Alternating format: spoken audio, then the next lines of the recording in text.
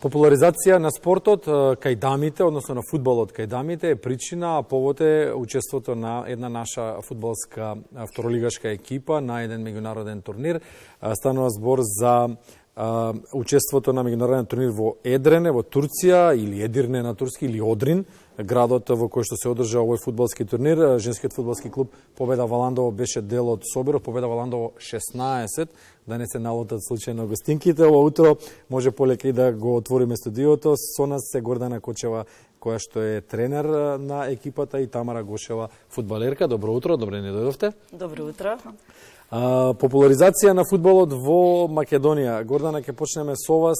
На какво ниво е ова прекрасна игра во нашата прекрасна земја?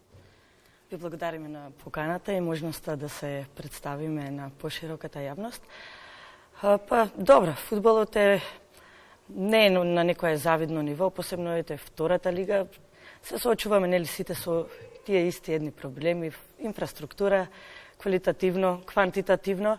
Меѓутоа, тука сме да го популаризираме спорта, посебно женскиот спорт, женскиот фудбал, и понатаму со тек на време да добиеме и на квалитет, и на квантитет. Прво на квантитет, па за да излезе квалитет, за да можеме да се носиме понатаму со прволигашките екипи, па и, нели?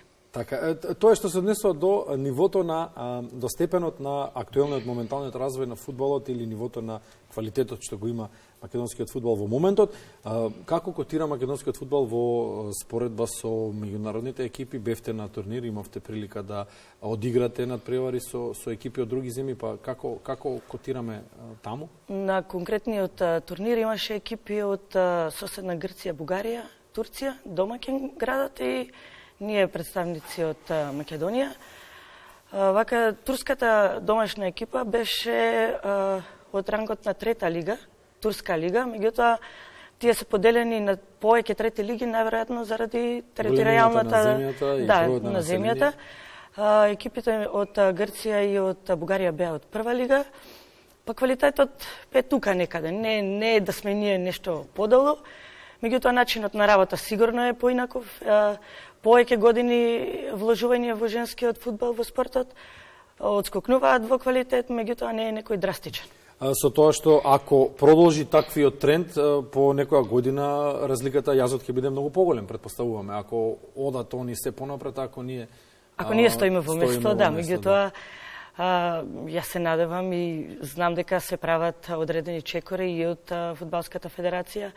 Најверојатно ќе се подигне квалитетот и на нашата прва лига, на нашата втора лига, така да ќе можеме во наредниот период да зборуваме дека парираме, а не дека имаме нели разлика во квалитет. Ова е еден од тие чекори. Македонската телевизија како јавен сервис заедно со сите други фудбалски чинители ќе се обиде да го направи исто. Тоа е поддршка за Фудбалската федерација во обидите да се крене квалитетот на женскиот фудбал.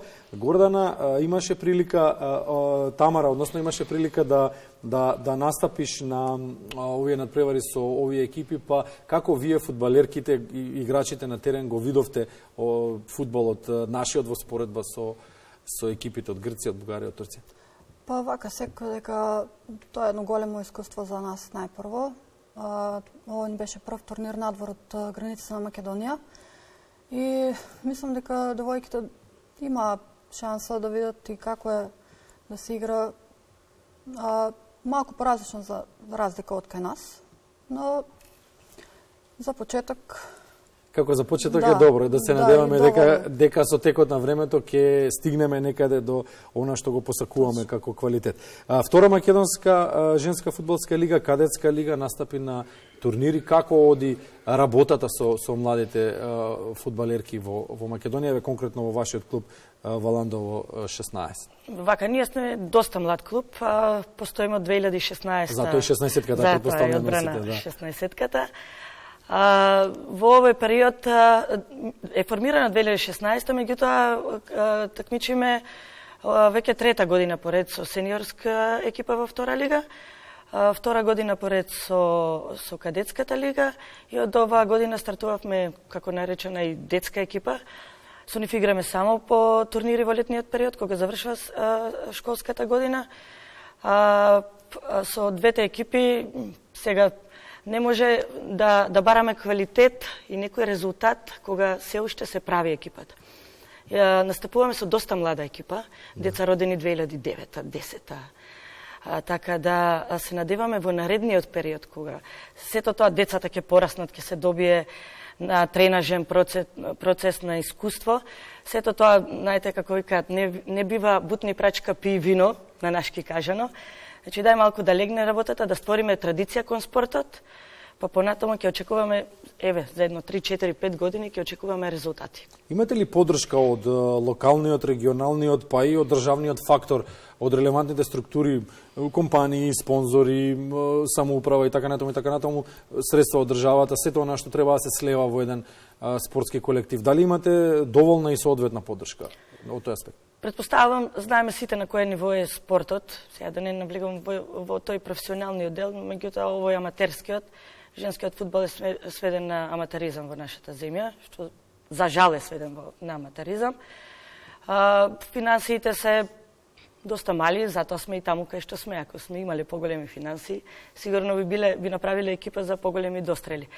Меѓутоа не брзаме, полека, добрата желба, упорноста наша и пред се љубовта и волјата ќе увидат сите и се надеваме за уште поголема финансиска предобивка како од локално, така и од државно ниво.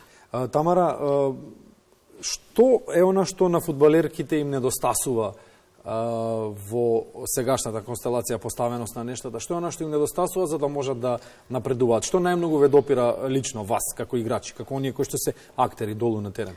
Па вака, како што кажа Гордана, девојчините се доста мали, да кажам млади, и имаат се уште време за да се надоградат и сами како играчи, па ќе имаат доста прилики со текот на такмици и други надпревари како турнири, нели, како во државата, така и надвор од државата.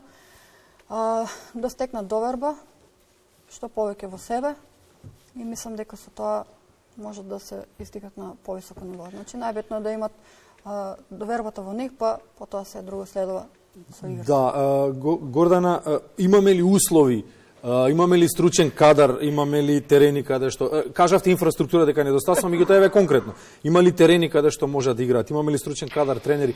Практично во спортот играчите се прават во клубовите, не во репрезентациите, значи треба клубовите како најмалиот фактор од дел од мозаикот да создаваат играчи кои што понатаму ја представувале нашата земја. Ги имаме ли основните услови? Клубовите се примарниот факторот каде понатаму ќе се развива пирамидата. Меѓутоа, не само инфраструктурно, лоши терени, лоша околина, би рекла. Има места кај што нема соблекувални за топли води, да не зборуваме. Условите за реквизити за работа, секогаш се дефицит. Опрема за фудбалерките, и тоа е дефицит. Зборувам опрема, не само да се појавиш со дресче и со шорц, значи целосна опрема. Па добро, треба тренерка, во зима треба виндјакна, да не зборувам дека, нели, тука треба да биде навлезена длабоко исхраната, медицината. Далеку сме, многу сме далеку, ама не се откажуваме. И тоа е ентузијазмот е една од причините поради која што сте тука. Добро, што ќе им порачаме, еве како финиш на разговорот, Гордана, што ќе им порачаме на младите фудбалерки кои што гледаат како се развива на некое друго ниво овој спорт, па како да му пристапат еве тука кај нас? Да се занимаваат со спорт, без разлика дали ќе е фудбал или било кој друг спорт. Спортот носи многу голема придобивка, пред се за себе, носи големо другарство, шири позитивни вибрации, а за останатото ќе се бориме, нели? Да, очекував на тема женски спорт да добивам прашање, односно гостите да добијат прашање, од слушнав во позадина женски чекори, нели, карактеристични се по звукот. Јована, имаш некое прашање за гостинките? Само сакам да кажам дека се радувам дека се рушат стереотипите дека мажите фудбалери постигнуваат врвни резултати. Браво, девојки, така да продолжите понатаму. И спортот знаеш зашто е најважен? Спортот е дисциплина за цел живот. Така ли? Нормално. Поентира на крајот дамата, не ми повели Јована пред. Ви благодарам за гостувањето. Ви благодариме и вас.